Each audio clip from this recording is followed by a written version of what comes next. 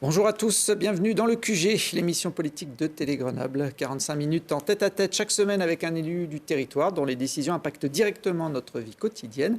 Aujourd'hui, je reçois Éric Piolle. Bonjour. Bonjour. Maire de Grenoble, Europe Écologie Les Verts. Merci d'avoir accepté cette invitation à l'issue d'une semaine un peu particulière pour vous, puisque vous avez passé 2 jours sur le banc des accusés devant le tribunal correctionnel de Grenoble.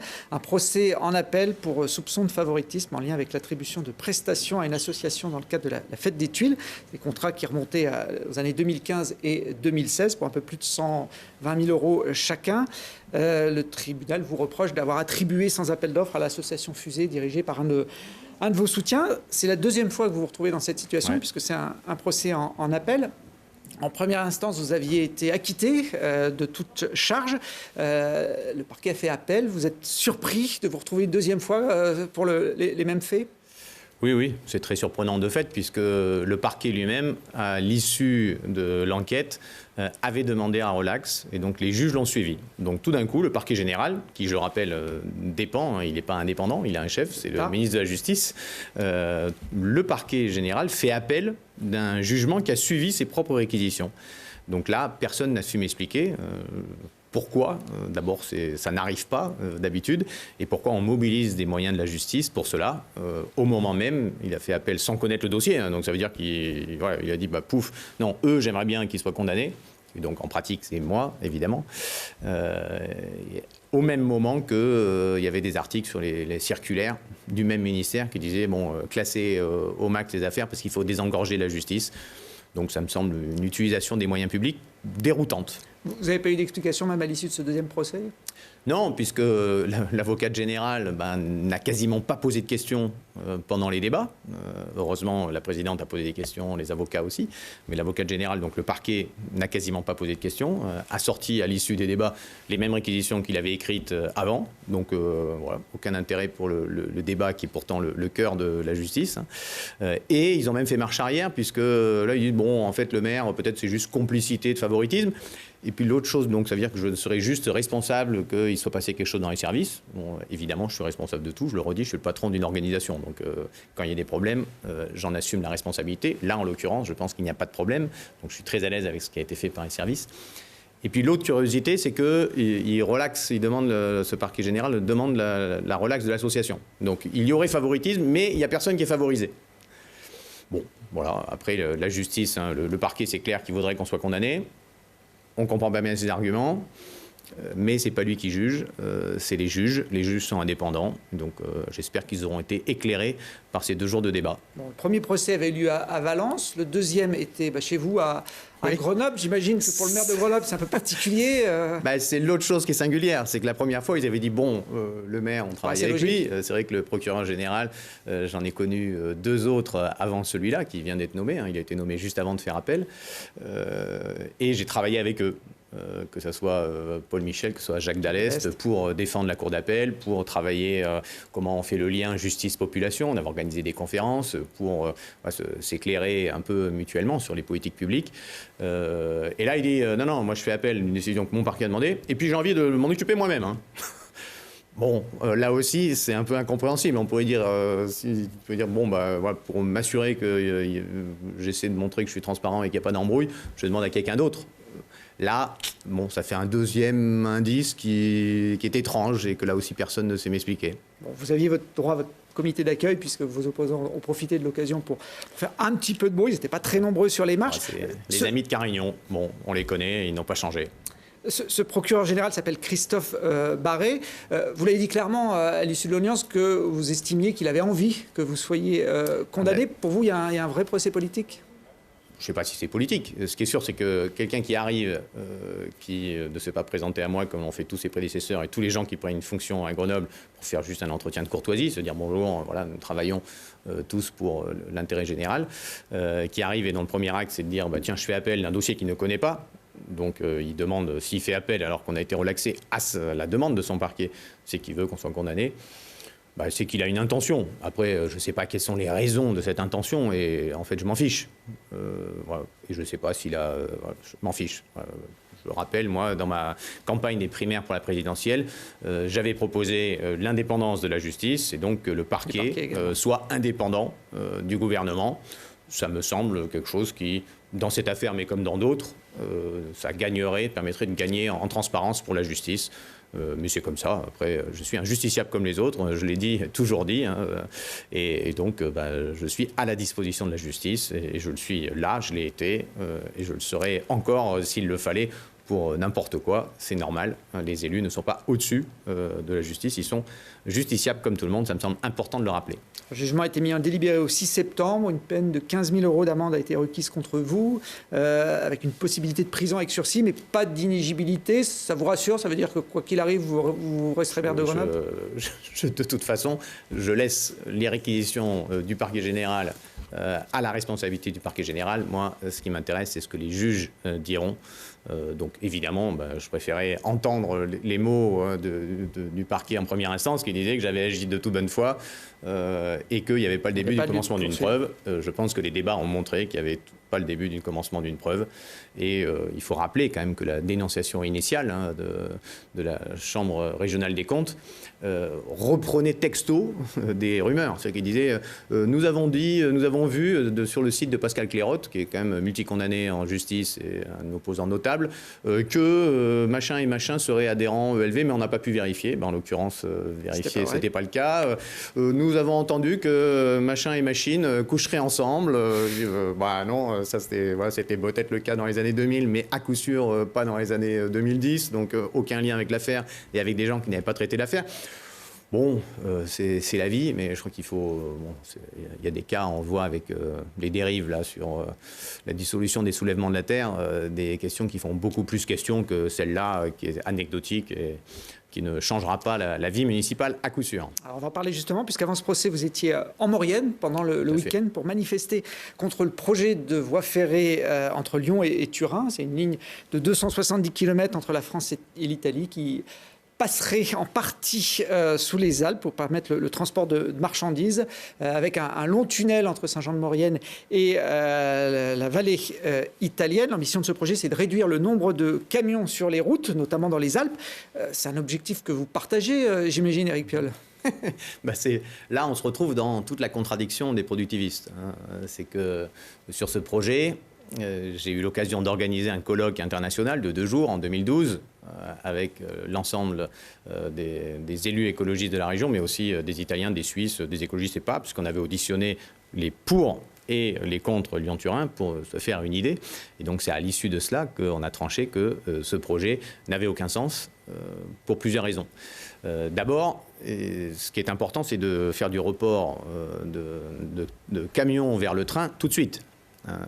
Or là, ce qui nous est proposé, c'est un tunnel dont on dit qu'il serait fini dans une dizaine d'années. Mais derrière le tunnel, on dit oui, mais après, il faut les accès pour amener les trains vers ce tunnel. Et donc là, pour l'instant, c'est planifié pour après 2045. Donc on nous dit on fera du report modal, mais dans 25-30 ans. Or, on en a besoin tout de suite. Or, pour tout de suite, là, nous avons une ligne sur laquelle passaient il y a 25 ans 125 trains par jour. Et aujourd'hui, sur cette ligne, sur laquelle passaient 125 trains par jour, il ne passe plus que 25 trains. Donc ce que nous disons, nous, c'est ce qui était écrit d'ailleurs dans le protocole en 2001 de Lyon-Turin, c'est de dire les travaux seront engagés quand l'infrastructure actuelle sera saturée. Là, on peut mettre 100 trains de plus, ça veut dire environ 900 000 camions sur les 1,5 million ou 1,7 million de camions qui passent aujourd'hui. On peut en mettre entre 50 et 60% aujourd'hui sur les rails et améliorer la qualité de l'air tout de suite. Pas dans 20-30 ans, et pas en dépensant 30 milliards.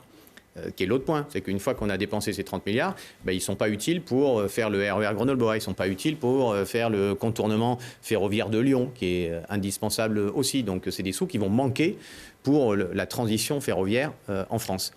Et puis troisième volet, on creuse.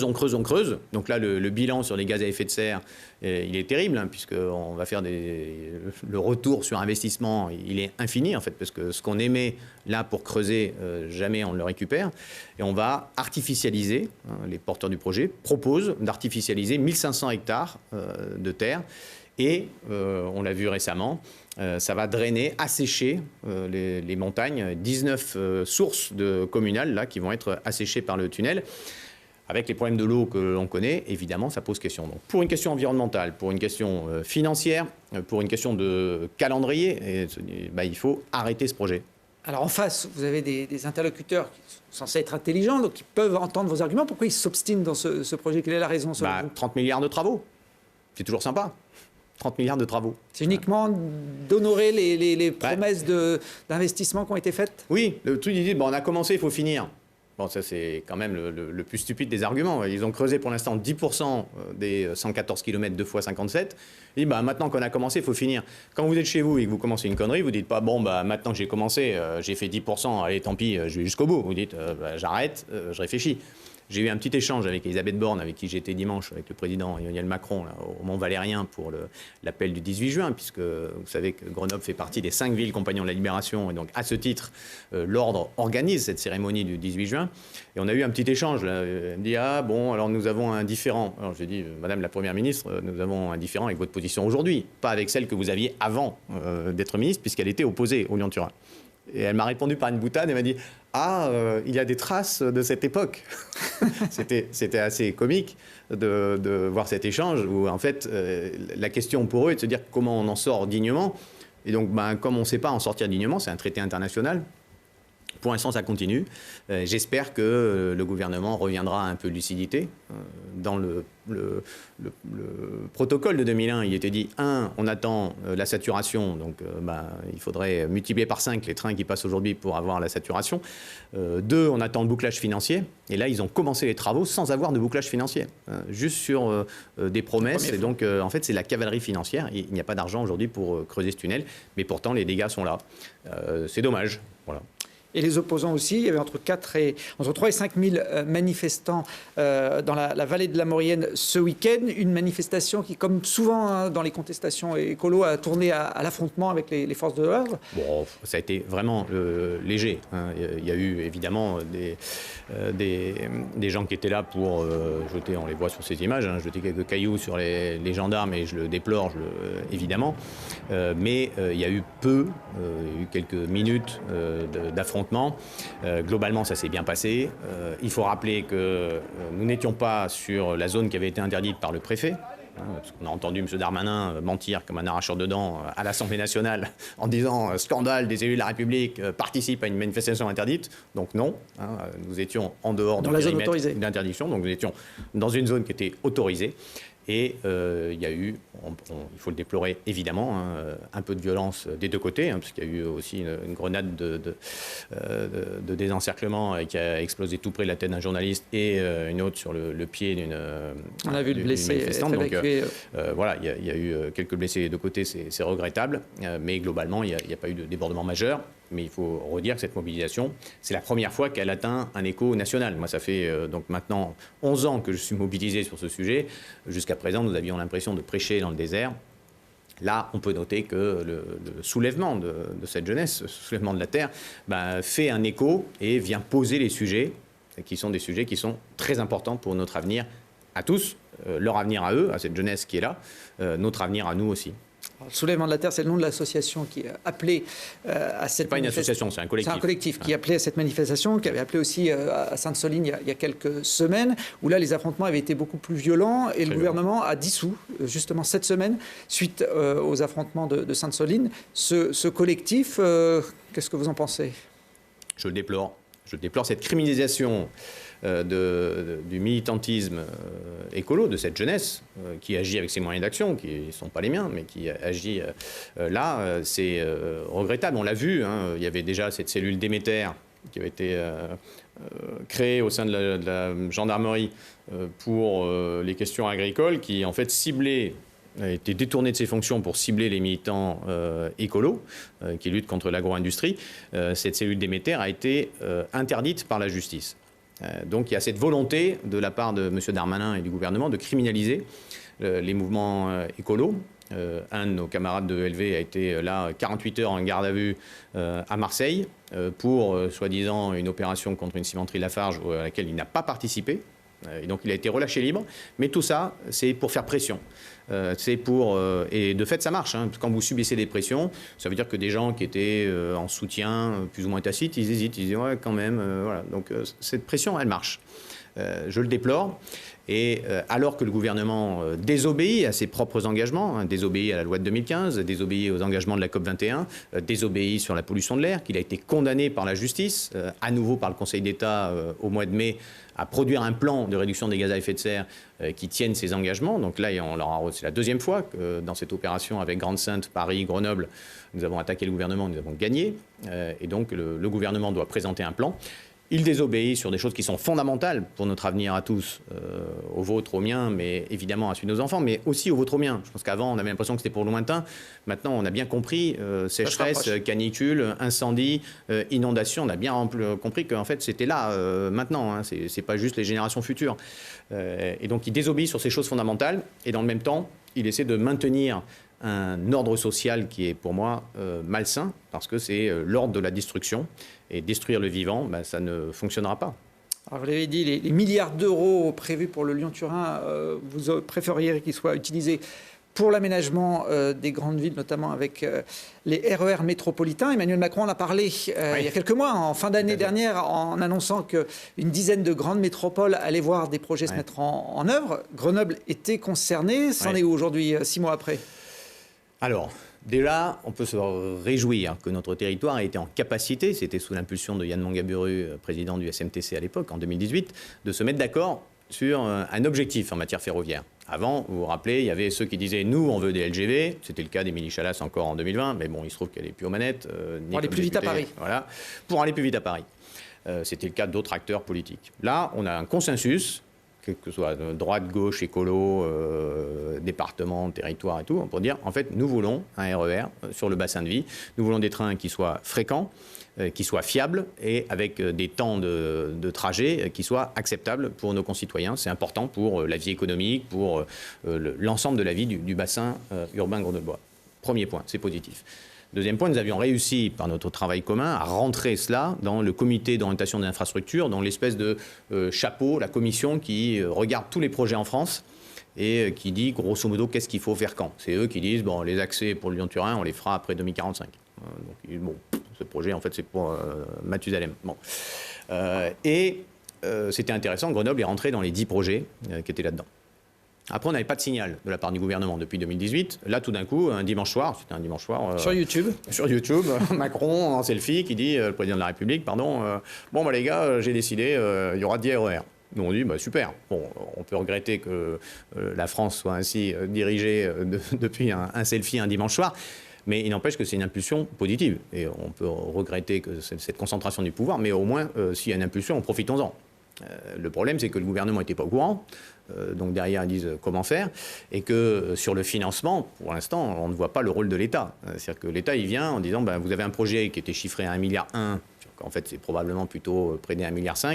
Et nous, on vient, on met 200 millions. Et voilà, on dit tous, vous êtes sympa, mais en fait... on n'a pas les moyens, nous, d'investir dans cette infrastructure. Là, c'est le rôle de l'État dans l'aménagement du territoire. Donc, il faut que l'État accepte son rôle, sa responsabilité d'aménageur, son côté stratège qu'il a perdu depuis longtemps, et qu'ils disent, voilà, nous décidons, là, nous concentrons les moyens pour faire bouger des territoires. Et dans ces 10, effectivement, il y a Grenoble. Donc là-dessus, il y a une mobilisation, que ce soit avec le président de la métropole, Christophe Ferrari, avec l'ensemble des acteurs, mais...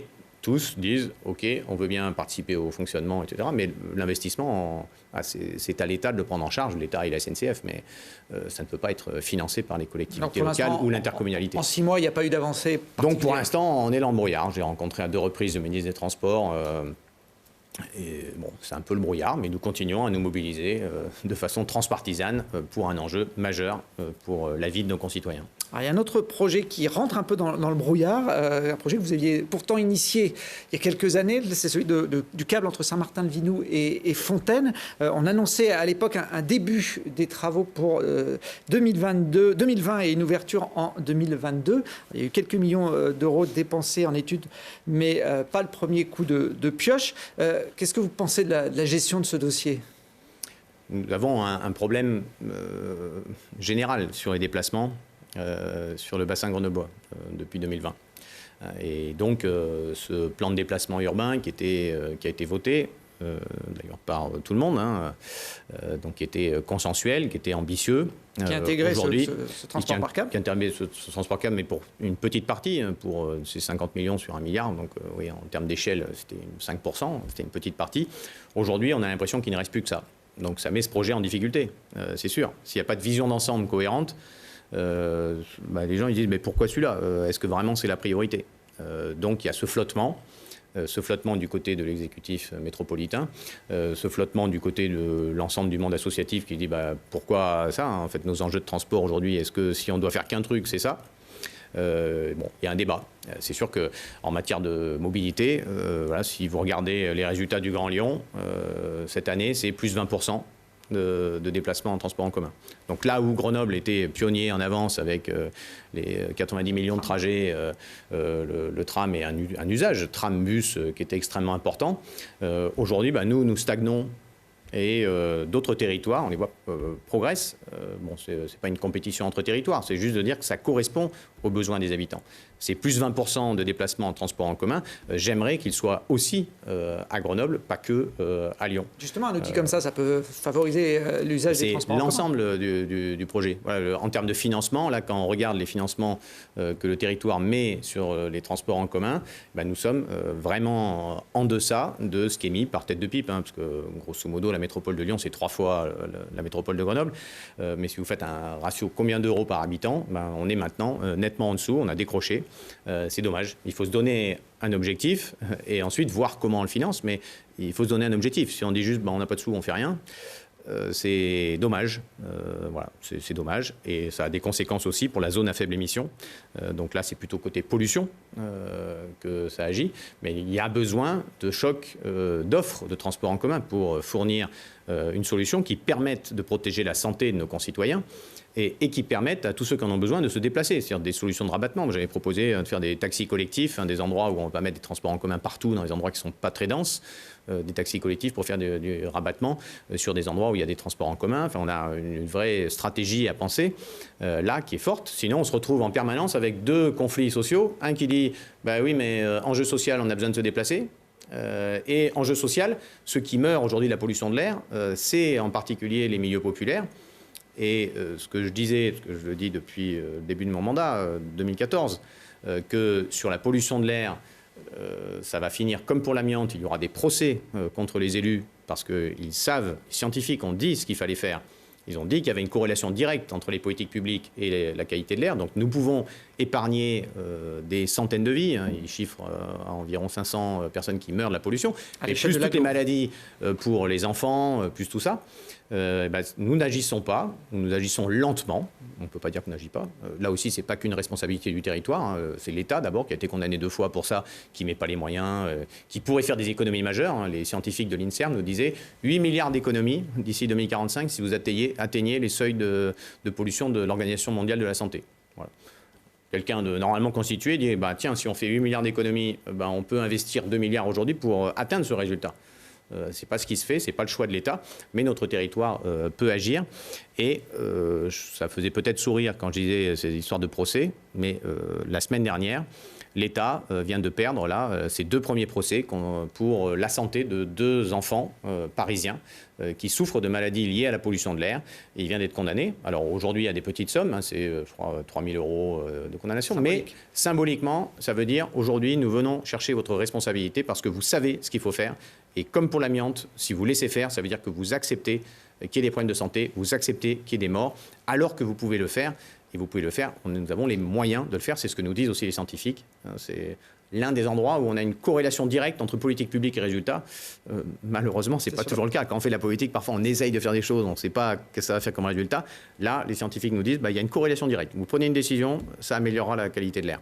Ça s'est amélioré déjà à Grenoble, et, les choses avancent. On a baissé là en 10 ans de 30 à 50% les pollutions, donc nous avançons. La question c'est à quelle vitesse nous avançons. C'est pour ça qu'on a attaqué le plan de protection de l'atmosphère de l'État, qui pour nous n'est pas à la hauteur. Nous ne pouvons plus accepter de ne pas être à la hauteur de ces enjeux. Alors pour régler en partie ces problèmes de pollution, le territoire va avancer à partir du 1er janvier avec la mise en place de la ZFE qui répond à une loi voulue par le gouvernement d'Emmanuel Macron. C'est le SMAC qui a la responsabilité et la métropole de mettre en place cette ZFE sur 13 communes dont Grenoble. Ça va être un changement radical dans le fonctionnement des déplacements sur l'agglomération? Non, parce que le choix qui a été fait par le président Ferrari est d'avoir une zone à faible émission intermittente. Donc ça ne marche pas avant 7 heures, ça marche après 7 heures, ça ne marche plus après 18 heures. Donc bon, en pratique, ça veut dire que comme en plus l'État ne nous fournit pas de moyens de contrôle, ne nous autorise pas à contrôler comme ça se fait en Italie. Si vous allez en Italie, il y a des caméras sur les bords de la zone. Si vous franchissez et que vous n'avez pas le droit, ben, voilà, vous prenez une prune, c'est logique. Ici, ça fait depuis 2018 que nous discutons avec les différents ministres de l'écologie, que nous avons même discuté directement avec Emmanuel Macron dans une visio où l'ensemble des territoires concernés disaient « nous avons besoin de cet outil ». Et ils disent toujours que c'est pour dans 2 ans. Donc là, Christophe Béchu nous a dit cet automne, ministre de l'écologie actuel, nous a dit cet automne que c'était pour dans 2 ans. Donc on attend pour dans 2 ans. Voilà. Bon, ça crée quand même ça va petit à petit changer les cultures. Mais la question, c'est la question de la vitesse, en fait. Hein. Aujourd'hui, on voit bien que le débat, il se fait là-dessus. C'est quelle solidarité territoriale? Est-ce qu'on est solidaire de ceux qui meurent et qui sont malades de cette pollution de l'air? Ou voilà, est-ce qu'on dit non, il faut que les autres continuent à se déplacer? Et donc oui, il faut qu'ils continuent à se déplacer, il faut qu'on leur amène des moyens de se déplacer sans que la voiture individuelle continue de s'étendre. Elle s'étend en France. 20 millions de voitures en 1980, nous avons passé les 40 millions l'année dernière. Donc on continue à avoir de plus en plus de voitures individuelles, alors que c'est a priori pas la direction que collectivement on souhaite prendre.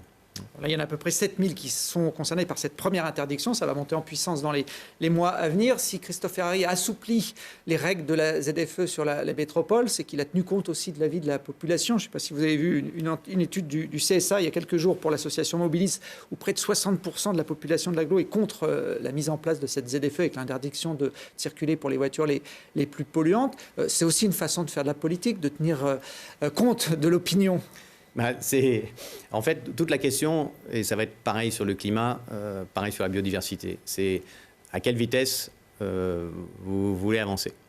Si vous voulez avancer voilà, en faisant un peu de gestion, on monte les uns contre les autres pour continuer à conserver le pouvoir, en fait ça avance très lentement. Quel est le coût ?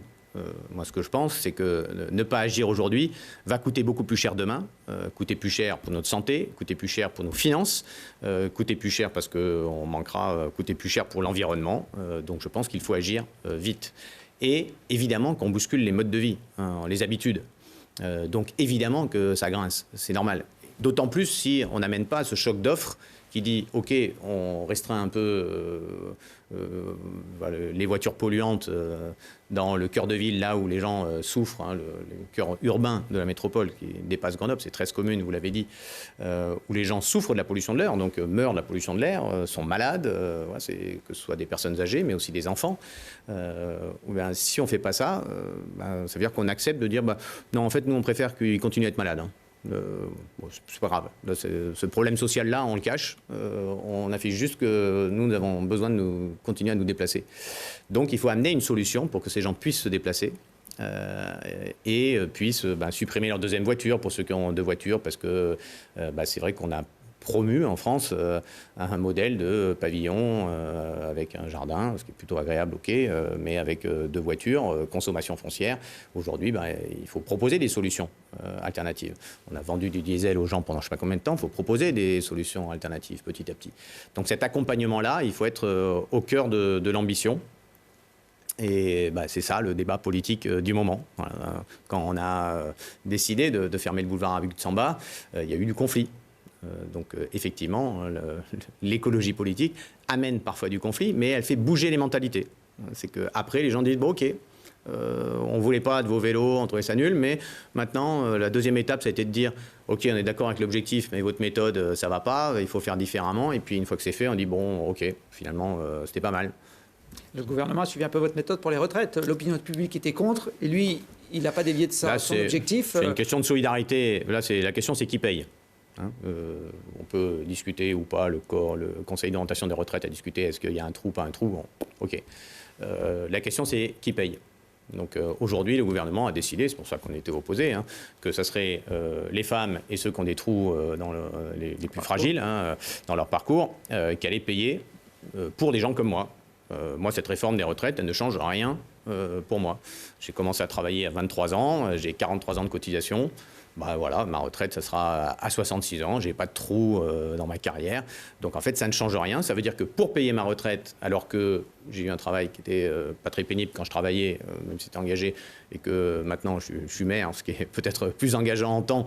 Mais en tout cas, pour payer ma retraite à moi, qui est plutôt dans les catégories socio-professionnelles favorisées, classe moyenne supérieure, c'est à peu près le 7e ou 8e décile, donc c'est plutôt favorisé, eh bien, on va demander à ceux qui sont en bas de l'échelle de travailler plus longtemps, d'être plus malades sur la fin de leur vie pour payer ma retraite. C'est injuste, on va demander ça, et pareil pour les femmes.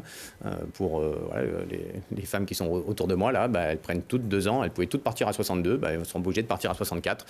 Donc on va financer, grosso modo, des CSP+ hommes avec l'argent des femmes et des gens qui ont eu des trous dans leur carrière. C'est un choix.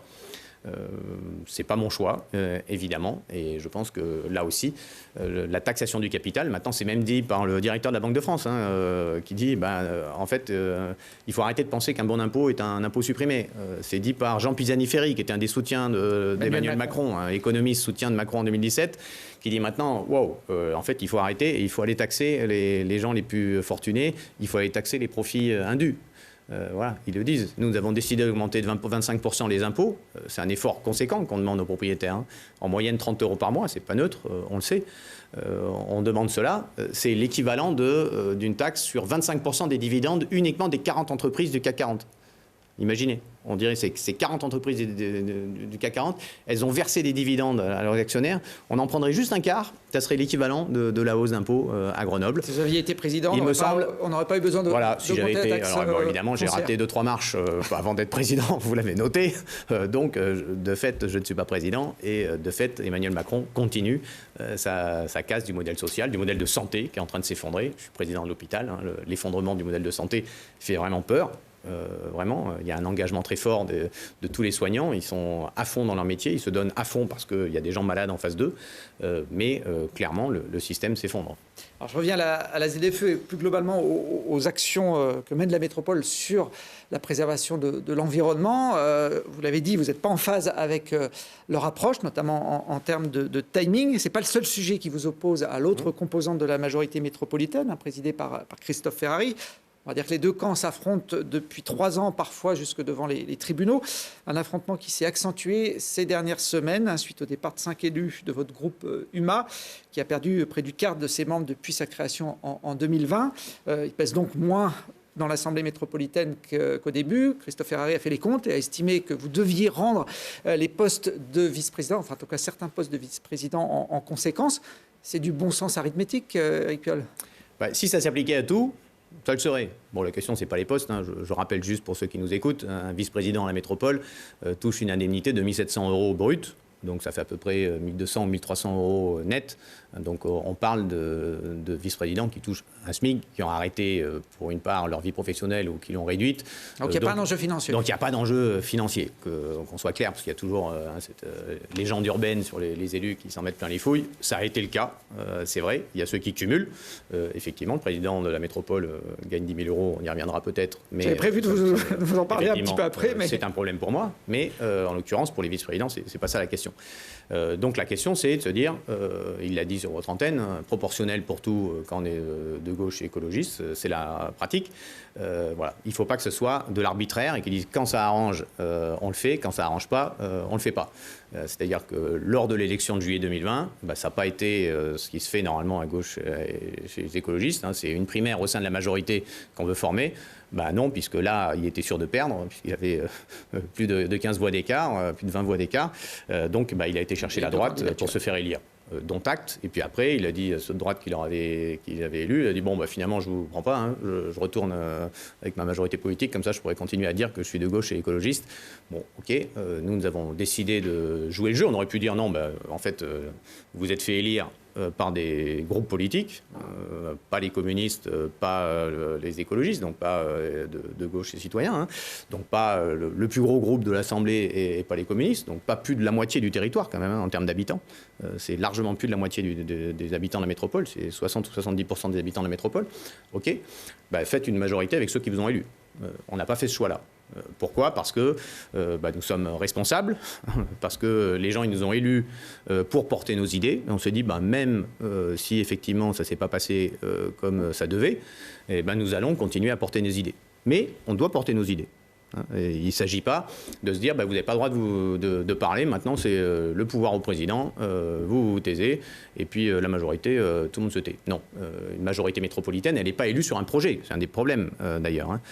C'est pour ça que nous demandons le suffrage universel direct. Le président Ferrari le demandait également dans le mandat précédent, en disant il faut qu'il puisse y avoir un débat démocratique autour du logement, de l'énergie, des déplacements, etc. Pour l'instant, en fait, ça n'est pas le cas. Donc on n'est pas élu sur un projet à la métropole. Donc on fait majorité, mais il faut que, évidemment, tout le monde puisse s'exprimer, exprimer ses sensibilités, ses idées, ses convictions. Hein. Nous avons été élus pour ça. Aujourd'hui, le Conseil métropolitain, s'il était élu juste par les gens, on peut prendre la copie, par exemple, des élections régionales, qui n'étaient pourtant pas très favorables à notre espace politique. Hein. Laurent Wauquiez a été largement réélu. Sur les territoires des 49 communes, c'est clairement la gauche et les écologistes qui étaient en tête pour ces élections régionales. Et au sein de cet espace, clairement, les écologistes qui étaient en tête. Voilà. Donc le choix des gens, il est clair, des électeurs. Ça ne se reflète pas dans les élus du Conseil, c'est normal, c'est le mode de scrutin d'aujourd'hui, dont acte. Donc nous avançons ensemble, mais il faut qu'on puisse s'exprimer. Et il faut que cette proportionnalité, elle s'applique à tout. C'est-à-dire qu'à l'exécutif, OK, pas de problème, il n'y a pas d'enjeu, je vous l'ai dit, sur les postes. Hein. L'important, c'est les politiques publiques. Moi, c'est ça qui m'intéresse. Hein. Qu'est-ce qu'on fait pour le logement, les déchets, tout ça. Bon, c'est ça qui m'intéresse. Il faut que ça s'applique aussi aux organismes extérieurs, tous là où on a des fonctions, hein, des représentants pour porter notre parole. Là, ça ne peut pas être, ah non, mais là, non, on ne fait pas la proportionnelle, vous vous écrasez un peu, là, faire moins, parce qu'il faut quand même que je file des sièges à ceux qui m'ont élu président. Ça ne peut pas marcher. C'est proportionnel partout ou nulle part. Bon. Alors, pour revenir sur cette histoire des vice-présidents, vous en avez perdu un de fait avec Pascal Clouer qui a quitté le groupe. Christophe Ferrari vous a demandé de rendre une deuxième vice-présidence. Vous n'avez pas forcément répondu. Donc, il a décidé de lui-même que ce serait le président du groupe, un vice-président aux déchets, Lionel Coiffard, qui devait rendre sa vice-présidence. Il y avait un ultimatum au 16 juin. Qu'est-ce qui s'est passé ? Ça discute. Pourquoi ? Parce que ce qui est important, c'est les politiques publiques. Qu'est-ce qui m'intéresse, moi ? C'est comment on avance sur les politiques publiques.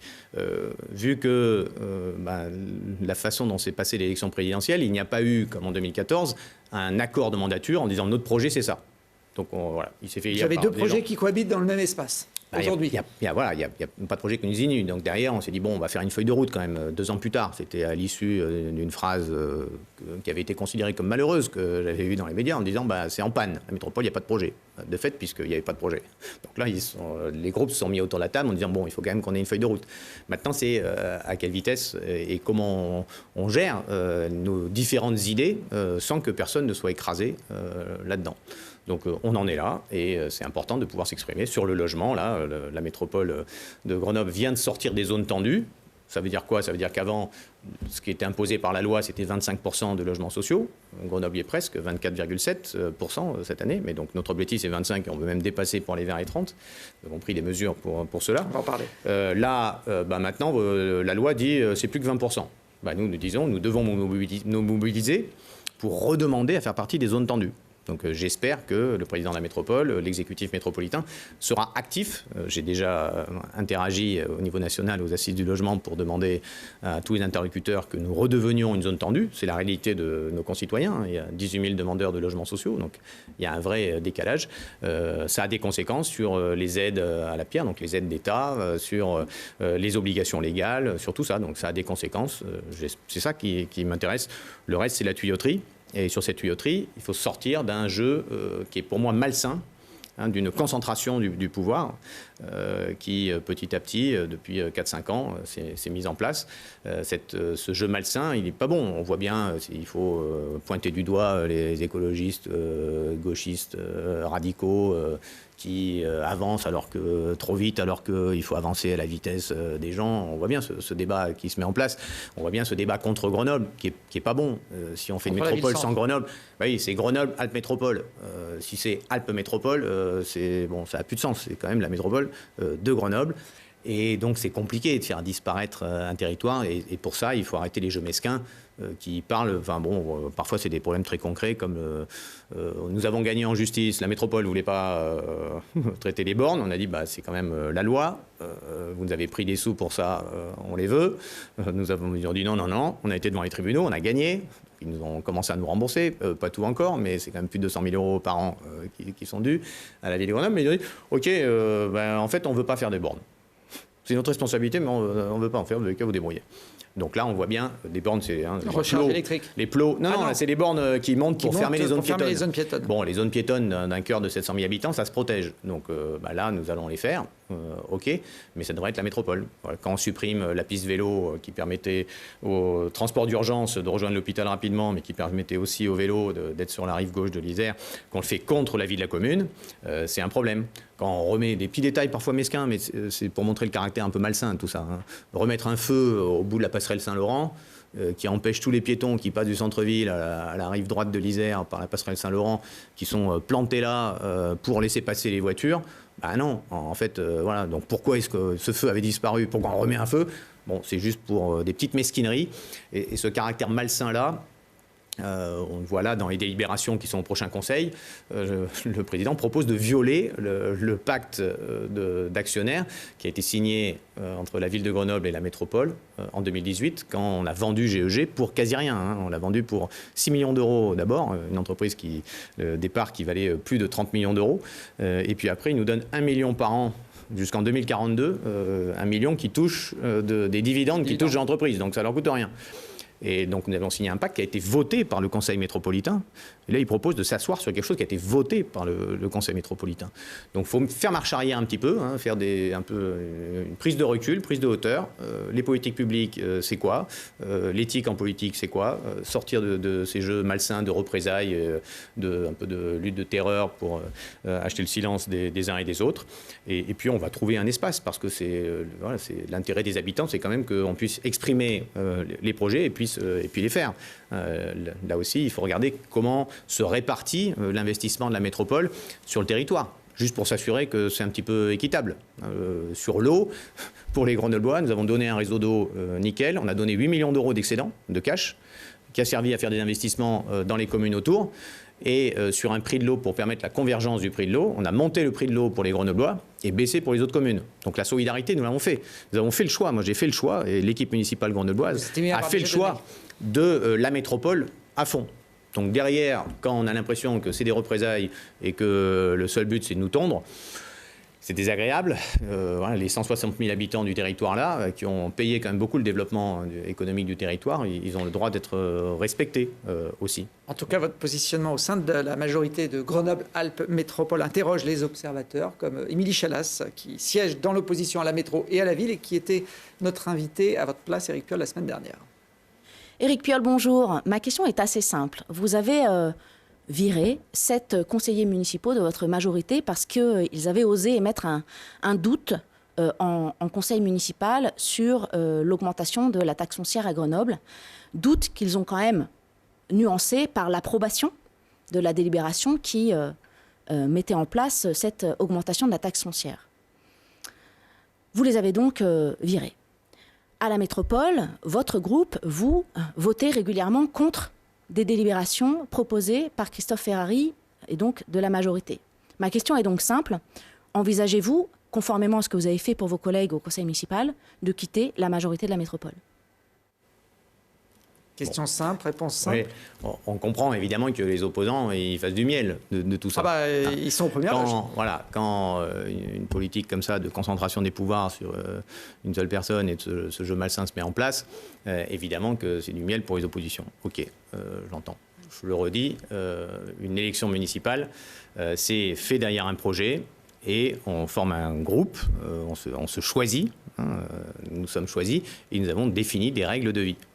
Et donc le groupe c'est pas moi qui ai décidé cette exclusion, le groupe a dit à ceux qui voulaient s'exprimer en contrevenant, en violant les règles collectives qu'on s'était fixées, on dit attention, si vous violez nos règles collectives que nous nous sommes choisies, vous vous mettez de vous-même hors jeu. Vous ne pouvez pas être dans le groupe tout en violant les règles de vie qu'on s'est données. Ils ont décidé de le faire quand même. C'est un acte politique. OK, on l'entend. Certains pour des ambitions personnelles, d'autres pour des convictions profondes que je respecte. Et le groupe a dit, OK, nous l'avions dit, vous avez violé nos règles de vie, vous pouvez former un groupe tout seul à côté, nous continuons sur ces règles de vie. Ça, c'est un projet municipal qui a été soumis, une équipe qui a été soumise au scrutin direct des gens. À la métropole, on ne se choisit pas. Nous formons une majorité qui n'a pas été élue sur un projet. Et donc, c'est normal, comme c'était la même chose pour moi quand j'ai commencé ma vie politique en 2010 au conseil régional, une majorité de plusieurs groupes, on ne s'est pas choisi, OK, on décide de travailler ensemble et on va exprimer nos différences. Et d'ailleurs, c'était le cas déjà dans le mandat précédent pour le groupe dont j'ai oublié le nom, qui précédait NMC, le groupe des petites communes, qui faisait souvent des votes différenciés, des votes éclatés, pour nous aussi, qui avions voté contre certaines propositions. Voilà, donc ça, c'est normal dans une majorité composite que chacun s'exprime. C'est la vie démocratique. Donc pas de sortie de la majorité de Christophe Ferrari à l'ordre du jour. S'il choisit de nous sortir, il choisit de nous sortir. Mais nous, malgré après, il y en a pour qui c'est très dur parce que le climat de travail est très dur. Je pense aussi aux agents métropolitains. C'est très dur de vivre dans cette ambiance-là. Mais nous avons été élus. Ça n'ira pas de vous. Nous avons été élus. Nous portons nos idées. Voilà, nous avons été élus pour ça. Donc si les Grenoblois disent vous abandonnez parce que c'est trop dur, ils vont dire en fait on vous a élu pour vous battre. Donc même si c'est dur, allez vous battre pour défendre les idées. Alors ça ne vous a pas échappé que la donne a un peu changé. En 2020, Christophe Ferrari avait besoin de vous pour avoir une majorité absolue sur les 119 membres du Conseil. Non, il n'avait pas eu besoin. Il avait été élu avec la droite contre Grenoble, contre Saint-Martin-d'Hers, contre Échirolles. Donc voilà, alors qu'en 2014, mon groupe et moi-même, je l'avais soutenu contre les communistes et le groupe des petites communes. Il faut se rappeler qu'en 2014, les petites communes et les communistes avaient présenté un candidat contre lui et que nous l'avions soutenu et que je l'avais soutenu personnellement pour accéder au pouvoir. En 2020, ça ne s'est pas passé comme ça, c'est la droite qui l'a élu. Après son élection, vous avez constitué une majorité à 4 groupes. Voilà. Sans vous, il n'avait pas la majorité de l'ensemble des élus métropolitains. Avec les transferts, entre guillemets, de ces dernières semaines, il peut se passer de vous, à une voix près, mais en politique, c'est la politique qui compte. Son choix. Ça change un peu la donne quand même pour vous dans votre positionnement ou dans le rapport de force? Non, ça ne change rien, puisqu'aujourd'hui, quand nous exprimons sur un sujet que nous portons nos convictions, si jamais il n'est pas d'accord, il va faire sa majorité, retrouver sa majorité présidentielle, et il fait majorité avec la droite. Donc il y a déjà ces deux majorités. Donc ça ne change pas grand-chose sur la photo. Ce qui est important, je le redis, c'est les politiques publiques. Donc on défend des convictions, et je le rappelle, la métropole, c'est une intercommunalité. Ce n'est pas une collectivité, c'est un groupement de communes qui décident de faire ensemble des choses qu'ils faisaient avant tout seuls, parce que ça a plus de sens pour le territoire, pour l'intérêt général. Ça ne veut pas dire que les communes le faisaient mal, ça veut dire qu'on se dit, en termes d'échelle de territoire, on est meilleur à plusieurs. Voilà.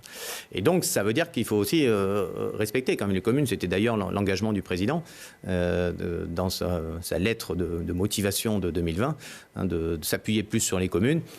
C'est pas ce qui s'est passé. On n'a pas l'impression de ça. Bon, après, il faut continuer à trouver une solution pour l'intérêt général. C'est ça qui m'importe. Et est-ce qu'il n'y a pas un problème quand même de personne entre Christophe Ferrari et Éric Piolle? Lors de votre dernière venue ici sur ce plateau, vous aviez reproché clairement au président de la métropole de cumuler ses indemnités de président avec un poste à temps plein de prof de fac, qui était son métier avant de faire de la politique. Il vous a répondu il y a quelques semaines sur ce plateau en disant que vous n'aviez jamais évoqué ce sujet ensemble. C'est quand même des problèmes là qui sont de fond sur une organisation et une entente entre dirigeants politiques. Alors, deux éléments par rapport à ça. Il n'y a pas de problème interpersonnel. Nous avons des fonctions. Voilà. Donc moi, je déplore, depuis septembre 2022, nous n'avons plus de réunion entre la ville et la métropole. Dans toutes les métropoles qui fonctionnent, la ville et la métropole se voient au moins 2 fois par trimestre, voire tous les mois. Donc là, ça fait maintenant 10 mois que nos rencontres, non, il n'y a plus de rencontres, on ne veut plus vous voir. Ça, c'est du bon fonctionnement des institutions. Ouais, il faudrait, quand même, je redis ici publiquement, même il faudrait que... Rien de ces réunions rien de ces réunions. Nous avons des projets en commun. Enfin, je veux dire, la métropole, elle est responsable de la voirie, elle est responsable du logement, elle est responsable de l'économie, elle est responsable de l'eau. Donc, on a des sujets à discuter quand même. Là, la ville-centre, ça se gère. Ça, c'est des institutions. Après, c'est pas un problème entre Christophe Ferrari et Éric Piolle. C'est un problème rapport à l'éthique. Je considère effectivement, toucher près de 10 000 euros d'argent public par mois, cumuler un temps plein à l'université avec un poste de maire de Pont-de-Claix, qui est déjà c'est 10 000 habitants, hein, c'est pas rien, c'est une charge, et un poste de président de métropole, ça passe pas. Je considère que nous avions un accord en 2014 pour qu'il passe à temps très partiel à l'université et que ces indemnités de président soient raisonnables. Bon, bilan, nous avons découvert en septembre dernier, ou fin septembre, là, quand c'est sorti dans la presse, qu'il était repassé à temps plein à l'université et qu'il nous avait fait voter, à nous, conseillers métropolitains, en 2018, il nous a fait voter, sans nous le dire, une augmentation de plus de 10 000 euros de son indemnité de président. Donc là, j'ai un problème éthique. Alors, c'est pas une question entre lui et moi, c'est juste, je dis, l'éthique, en fait, ça peut pas marcher comme ça. On ne peut pas, de mon point de vue, on ne peut pas cumuler un temps plein avec un poste de maire et un poste de président de la métropole, et c'était pas l'engagement qu'il avait pris. Donc là, je ne comprends pas. Le maire de Mélan, qui était aussi prof à l'université, est passé à temps partiel. Il est juste maire de Mélan. Il est même pas dans l'exécutif métropolitain. Là, c'est un cumul qui pose problème. Et sur l'indemnité, je le redis, il a proposé de rendre l'argent lié à la voiture de fonction qu'il aurait utilisé, machin. Moi, je ne m'intéresse pas à ces histoires judiciaires. Mais là, il nous a fait voter, donc il nous a floué, il nous a fait voter. On l'a voté, hein, sans s'en rendre compte, mais c'est pas marqué, il n'y a pas de montant. Il faut bien comprendre, on nous dit, l'indemnité du président et de tous les élus, ce sera l'indice 106 de la fonction, machin, etc. Donc on ne peut pas s'apercevoir, si on ne vous le dit pas, qu'il y a une augmentation. Il nous a fait voter une augmentation de 10 000 euros par an de son indemnité. Ça fait maintenant 50 000 euros. Il a proposé de rembourser ce qu'il avait utilisé de façon indue pour sa voiture. Il devrait rembourser les 50 000 euros que le conseil métropolitain n'a pas décidé de lui donner. Il a voté à l'insu de son plein gré, pour reprendre les mots de Richard Virenque. Et donc ça ne peut pas coller. Et ça, pour moi, c'est un problème éthique. Et il a dit que je ne lui avais jamais parlé. On ne peut pas travestir la vérité comme cela. Quand ces problèmes sont sortis dans la presse, j'ai été le trouver. C'est le jeudi 6 octobre, à la pose de la première pierre d'un bâtiment sur la place Nelson Mandela, le bâtiment Spring. Nous étions ensemble à cette pose de première pierre. J'ai été le trouver pour lui dire, il y avait des rumeurs à l'époque qui disaient que j'avais demandé sa démission. Je ne demanderai pas ta démission, je ne parlerai jamais de tes problèmes judiciaires, ça appartient à la justice et à toi. Par contre, je te le dis, découvrir que tu es repassé à temps plein à la fac et découvrir que tu m'as fait voter une augmentation de 10 000 euros de ton indemnité sans me le dire, ça pour moi, c'est inacceptable. Donc je lui ai dit, les yeux dans les yeux, et on ne peut pas travestir la réalité comme ça. Voilà. On peut trouver que je suis raide, on peut trouver que c'est désagréable, mais c'est 50 000 euros qui sont allés dans sa poche sans que le conseil métropolitain en ait débattu. Pour moi, c'est un problème, il doit rembourser cet argent. Voilà. C'est la loi. En plus, c'est la loi. Il n'a rien fait d'illégal. Nous avons voté, ils nous ont fumé, très bien. Il n'y a pas de question judiciaire. Hein. C'est juste, je dis, là, tu nous as enfumé, ça ne va pas. Reviens dessus, c'est pas possible. Et pour la fac, on peut en discuter, mais c'est pas possible d'avoir. Il dit qu'il travaille dans son communiqué de presse de défense 60 à 70 heures par semaine. S'il en doit déjà 35 à l'université, c'est-à-dire qu'il en reste 25 pour faire président de la métropole et maire de Pont-de-Claix. Ça fait un jour et demi de travail. Des dossiers comme ça ne va pas améliorer votre relation? Non, mais je peux pas sur ces questions-là, je ne peux pas me taire. C'est simple. Hein. Je dis, évidemment, je mesure que c'est compliqué, que c'est désagréable pour lui, que ça peut crisper, qu'il y en a qui se disent, qu'est-ce qu'on fait? Est-ce qu'on ferme notre gueule et tant pis? Ou est-ce qu'on dit quand même, c'est pas normal, et oui, effectivement, il faut qu'il fasse quelque chose? Je laisse chacun à sa conscience. Je dis juste que moi, je ne peux pas me taire sur ces sujets-là. Je mesure que c'est désagréable pour lui, mais c'est lui qui a fait ça. Hein, c'est personne qui l'a poussé, c'est sa décision. Donc je dis ce que j'en pense. Ça ne change rien au fait qu'il est président de la métropole et que je suis maire de Grenoble, que nous avons à travailler ensemble pour les politiques qui intéressent nos concitoyens. Le logement, les déplacements, les questions agricoles et alimentaires, les questions d'énergie, tout ça c'est fondamental. Alors justement, le logement, qui est une compétence partagée entre les villes et la métropole, il y a eu cette vente des actions de Grenoble Habitat qui a fait beaucoup vous parler. Christophe Ferrari, qui était sur ce plateau, il n'a pas votre approche sur ce dossier. Il n'est pas d'accord avec ce choix. Il souligne également, selon lui, votre manque d'engagement dans la construction de logements sociaux. On l'écoute. Les 2 mandats d'Éric Piolle sont les mandats où on a le moins construit de logements sociaux par rapport au mandat de Michel Destot. Je voudrais juste rappeler ça au passage. Il y a des maires aujourd'hui de toute sensibilité politique qui construisent beaucoup, et je leur ai dit tous, quelle que soit votre sensibilité politique, je vous soutiendrai. Même si vos oppositions, qui sont de ma sensibilité politique, disent qu'il ne faut pas bétonner, qu'il ne faut pas, etc. Il y a des exigences de construction. Petit clip de plus à votre rencontre. Oui, là aussi. Est-ce qu'il n'a pas raison sur le fond ? C'est malsain parce qu'il travestit la réalité. Qu'est-ce qui se passe ? Le taux de logements sociaux, quand nous avons été élus, était de 21%. Les derniers chiffres que la préfecture nous a envoyés là, c'est 24,7%. Donc nous sommes maintenant presque à 25%. Donc ça veut dire que le taux de logements sociaux à Grenoble a monté de 3 points. Et que nous avons proposé, nous avons pris plusieurs mesures là-dessus, avant de transférer le plan local d'urbanisme, nous avons dit à partir de 10 logements, vous êtes obligé de faire 30% de logements sociaux. Dans les zones d'aménagement concerté, les ZAC, 40% de logements sociaux. Nous sommes passés là, nous avons demandé à ce que ce seuil de 10, il passe à 3 logements. Donc dès la construction de 3 logements, il faut 30% de logements sociaux. Et nous avons demandé à la métropole de changer le plan local d'urbanisme, qui est maintenant intercommunal, pour que, à l'échelle de chaque quartier, on monte le taux de logement social, et que donc dans les quartiers qui en ont très peu, on monte jusqu'à 45% obligatoire de logements sociaux pour monter ce taux.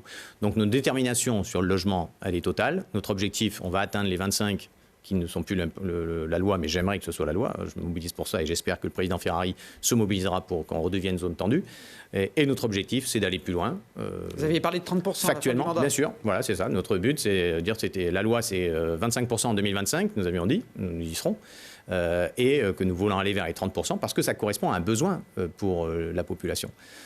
Donc nous sommes toujours déterminés pour cela.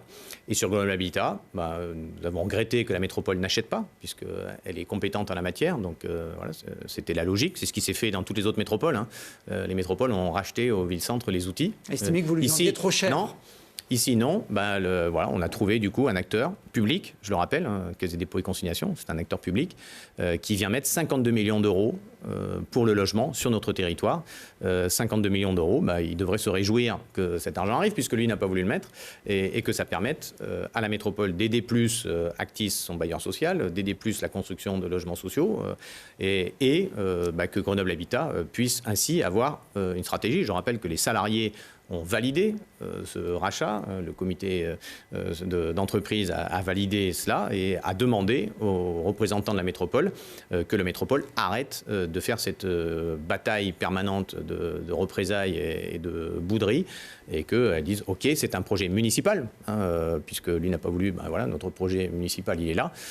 Maintenant, l'organisme est présidé par Klaus Abfast, et nous avons besoin aujourd'hui de faire cette opération pour que l'entreprise puisse avoir un acteur stratégique. Donc j'espère qu'il se retournera et qu'il dira ok, bon, même si moi, à titre personnel, je suis contre, je laisse le Conseil prendre position sur le sujet. C'est un acteur public, mais pas local, qui dépend de l'État. C'est vrai. Ça veut dire que vous faites confiance aux équipes d'Emmanuel Macron pour décider des futures implantations de logements sociaux à Grenoble ? Il n'y a pas de courroie de transmission directe, mais c'est sûr que nous aurions préféré que la métropole rachète. Je l'ai dit, je l'ai redit. C'était la logique, c'est ce qui s'est fait partout ailleurs. La vente n'est pas finalisée, il ne va pas le faire parce que je n'ai pas entendu bouger de position pour l'instant. Donc voilà, c'est comme ça. Maintenant, il faut dérouler. Ces chicailleries pour nourrir le sentiment anti-Grenoble, elles ont des conséquences, c'est ça que je veux dire, elles ont des conséquences sur les politiques de fond. Quand on prend les sous de la compagnie de chauffage, parce que la métropole a largement augmenté la redevance, pour développer des réseaux à l'extérieur de Grenoble, des Chirolles, des villes qui font partie de la compagnie de chauffage, en ne les confiant pas à la compagnie de chauffage, ça a des conséquences pour l'intérêt général, de mon point de vue. Et il n'y a pas de raison que je me taise là-dessus. Voilà, nous avons une légitimité démocratique qui est forte. et qui se marque à chaque élection. Donc il n'y a pas de raison de dire ben non, amis citoyens, vous votez, mais en fait on s'en fout, on va faire la politique de Christophe Ferrari selon son bon plaisir. C'est pas comme ça que ça marche. Alors dans son intervention, Christophe Ferrari fait allusion à Michel Destau, votre prédécesseur, qui avait initié de nombreux projets d'aménagement sur la presqu'île scientifique, quartier Flaubert, ou celui-ci sur le site de l'Esplanade avec 1100 logements dans des tours au pied d'un grand parc et 40% en logement social. Vous ne regrettez pas aujourd'hui d'avoir enterré un peu vite ce projet quand vous êtes arrivé aux commandes de la ville? Non, il faut préserver. Il n'y a rien eu derrière. Il faut préserver ce champ de Mars. Les espaces publics en corps urbain sont majeurs. Mais c'est prioritaire par rapport à la création de logements? À bétonner l'esplanade, oui, je pense que c'est une erreur majeure. Faire des tours de 100 mètres de haut, c'était une erreur majeure. Donc nous avions pris position pendant la campagne, je ne regrette absolument pas. Nous avons arrêté ce projet-là, mais construit dans ce secteur, nous avons construit énormément de logements sociaux quand même. Je le redis, nous avons construit et nous avons changé le plan local d'urbanisme pour pouvoir en construire dans les quartiers qui en manquaient. Et nous réhabilitons ceux de Mistral et ceux du village olympique. Nous avons préservé également la cité de l'abbaye. Donc nous sommes à la Villeneuve, c'est le chantier du siècle qui se déroule là en termes de financement public. Et également en termes de transformation du quartier avec la rénovation des logements, des espaces publics, avec le lac baignable, avec tout ce qui s'y fait. Et d'ailleurs, on y fera à nouveau le 14 juillet là. Et nous avons mobilisé dans le budget que nous avons voté une somme pour faire une expérimentation sur quelle politique, c'est 40 ans après le rapport du Bedou, qui était en 1983 sur le développement social des quartiers. C'était un rapport que lui avait commandé le gouvernement de François Mitterrand à l'époque. Comment inventer une nouvelle participation, puisque Mohamed Mechmach était là il y a 15 jours, mais on sent bien qu'on n'a pas encore trouvé la façon de travailler tous ensemble. Ça reste compliqué, et je le reconnais volontiers. Bon, ce quartier de la Villeneuve, vous l'évoquiez, qui jouit d'un parc et d'un lac que peu de Grenoblois connaissent. Tout à fait. Le projet de le rendre ce lac baignable pour des activités nautiques est toujours d'actualité? Oui, il est toujours d'actualité. Je pense que l'accès à l'eau va être un élément central. On sent bien, les canicules vont s'enchaîner de plus en plus. Donc, avoir des stratégies pour, dans les cours d'école, mettre des brumisateurs, avoir une stratégie d'accès à l'eau, c'est majeur. Et puis, c'est un des 3 plus grands parcs de Grenoble. Il est magnifique, d'abord. Moi, j'y passe beaucoup de temps. Et il est vraiment magnifique. Et comme le parc Paul Mistral ou le parc de Bachelard, donc des Champs-Élysées, qui se situe dans le quartier Mistral, c'est les 3 plus grands parcs de Grenoble. Le parc Paul Mistral, maintenant près de la mairie, est saturé. Il y a beaucoup de monde qui l'utilise. Ce n'était pas le cas quand je suis arrivé à Grenoble, moi, il y a 30 ans, où ça avait plutôt la réputation d'être un coupe-gorge. Maintenant, il y a du monde tout le temps, et c'est super. Des gens qui viennent prendre de la fraîcheur, passer du temps. Celui des Champs-Élysées a vécu une explosion de fréquentation au moment du Covid, et ça ne s'est pas démenti depuis. Celui de la Villeneuve, aujourd'hui, il est effectivement peu connu, alors qu'il est accessible en tramway, alors qu'il va être extrêmement accessible, là, puisque nous avons démoli le CCAS, le centre communal d'action sociale qui était là pour le déplacer sur le bâtiment Camille Claudel, qu'on va démolir un bâtiment, donc l'accès sera très facile depuis le tramway. Et je crois que quand il y a eu l'année dernière ces dizaines de milliers de personnes qui sont venues pour le 14 juillet, ils ont découvert aussi ce parc, et donc qu'ils puissent venir s'y rafraîchir, c'est important. Si on pense la ville à 10, 20, 30 ans, nous avons besoin de cet accès à l'eau. C'est pour ça aussi qu'on multiplie le nombre de fontaines à boire, des brumisateurs. C'est vraiment une stratégie très forte. C'est un quartier qui jouit depuis longtemps d'une mauvaise réputation, qui a toujours fait parler de lui dans la rubrique des faits divers. Il y a quelques jours, il y a encore une fusillade à coup de Kalachnikov qui a fait 6 blessés devant ces immeubles de la Villeneuve. D'autres fusillades ont lieu en lien toujours avec le trafic de drogue sur la place Saint-Bruno à Grenoble. Elle vient d'où cette recrudescence de ces dernières semaines? Vous avez des informations? Oui, il y a des luttes de territoire, des représailles suite à des premiers coups de feu. On l'a vu, c'est assez dramatique. Nous sommes très engagés là-dessus. Maud Tavel, Alain Confesson, Olivier Bertrand étaient encore sur la place Saint-Bruno hier. Donc on est très engagés là-dessus. Les forces de police font ce qu'elles peuvent. Mais là, le gouvernement leur demande d'aller couper la mer à la petite cuillère. Le trafic de drogue, on voit bien que en fait, la demande ne s'arrête pas. Donc, malgré tout cela, maintenant, vous avez vu à Valence, il y a eu 4 morts ces dernières semaines, à Lyon, partout en France, en fait. La politique, qui est une politique ultra répressive de M. Darmanin, engendre peut-être une déstabilisation qui peut être positive du trafic de drogue, mais aussi des luttes de territoire et du coup des fusillades, plus de 30 morts à Marseille déjà. Donc notre engagement, il reste total, mais je crois qu'il faut aussi changer de pied. La politique française en la matière est en échec en matière de santé parce que il y a beaucoup, notamment de jeunes qui fument et ça c'est problématique pour leur cerveau. Il y a de plus en plus de gens qui prennent de la coke. Moi je suis sidéré de voir les résultats. Là, maintenant c'est 5% des gens qui ont testé la coke. Avant c'était pour la jet set et les avocats, pour faire simple. Maintenant on a l'impression que ça se démocratise. C'est un problème de santé publique majeur. Nous allons d'ailleurs lancer une campagne là, de vidéos que nous avons tournées pour faire prendre conscience à ceux qui viennent acheter de l'impact. Quand ils fument, c'est récréatif. Ils disent ok, vous êtes sympa, c'est récréatif, mais en fait derrière, il y a des dealers, il y a des jeunes qui tombent dans la délinquance, il y a des habitants qui subissent le trafic en bas de chez eux et c'est insupportable. Donc voilà, nous allons mettre en place, diffuser ces vidéos pour leur dire ça c'est la conséquence de votre achat, c'est ça, la face cachée de ce que vous voyez pas, ce que vous refusez de voir, c'est ça. Et puis j'espère que nous arriverons en France à un débat sain sur ce sujet de la légalisation, comme il y a maintenant en Allemagne, comme il y a maintenant dans presque la moitié des États des États-Unis, comme il y a au Portugal. Bon, malheureusement, cette loi ultra-répressive française est en échec pour la santé, est en échec financier. Je rappelle que Emmanuel Macron a intégré le trafic de drogue dans la croissance française en 2018. Ça peut paraître sidérant, mais c'est le cas. Donc aujourd'hui, droguez-vous, ça fait monter la croissance française, c'est sidérant. Et est dramatique pour les policiers, parce qu'on leur demande d'aller couper la mer à la petite cuillère. Ça n'a rien de réjouissant. Quand on est policier, en fait, on a envie, on est d'abord gardien de la paix et du maintien de l'ordre. Donc là, ils ont l'impression de se dire, on se bat avec des sabres en mousse, quoi. On en arrête deux, pouf, il y en a deux qui poussent. Je pense que pour leur morale, c'est pas très positif non plus, c'est pas forcément les missions auxquelles ils s'attendaient. Et voir ça, c'est désolant, il faut que ça bouge, il faut vraiment que ça bouge. Les solutions que vous préconisez, elles ne se prennent pas au niveau local, elles se prennent au niveau de l'État. Oui. Ça vous donne envie de retenter votre chance pour la prochaine élection présidentielle ?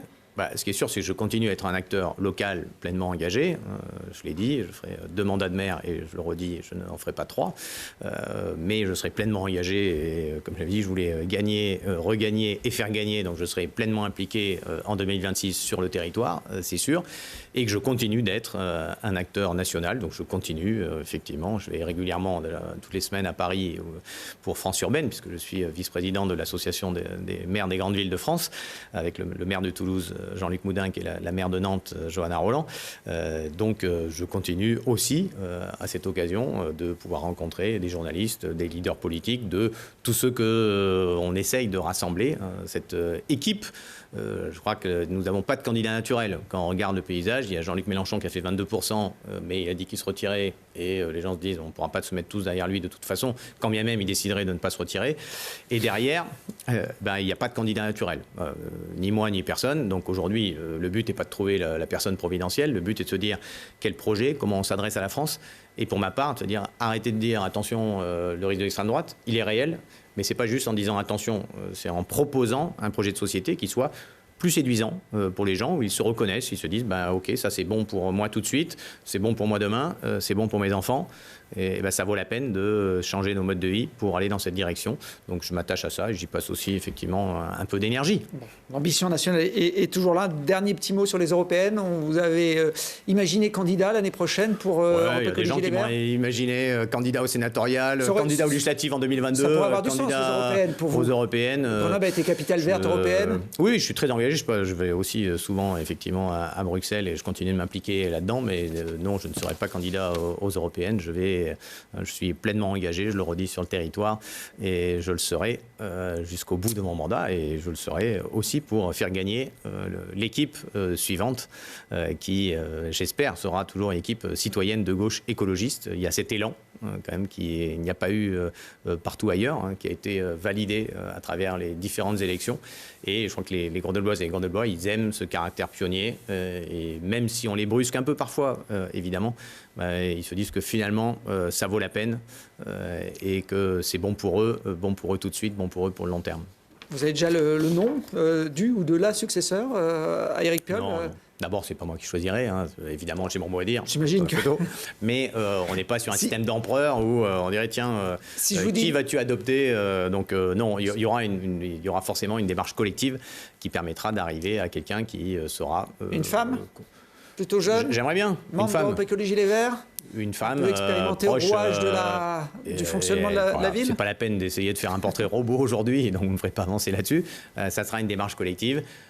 Effectivement, j'aimerais bien qu'il n'y a jamais eu de maire femme à Grenoble. J'aimerais bien, mais encore une fois, ça ne va pas être le choix princier d'un homme. Ça va être une démarche collective, et je suis sûr que nous trouverons des personnes motivées. Il y en a beaucoup de compétentes. Voilà, il faut qu'elles soient compétentes et motivées. Avec vous, Éric Piolle, dans cette émission, puisque vous êtes maire de Grenoble encore pour 3 ans, et que le QG politique, même s'il s'arrête là pour la partie estivale, reprendra à la rentrée de septembre. On n'a pas d'invité encore calé pour la première émission de septembre, donc je vous demande pas de poser une question, mais je vous remercie en tout cas d'être venu conclure cette saison politique qui a été mouvementée, notamment avec les ping-pong à la métropole. Ça nous a donné beaucoup d'infos à traiter. J'espère que vous avez suivi avec intérêt aussi les méandres de la politique iséroise, et je vous donne rendez-vous au mois de septembre. Merci beaucoup.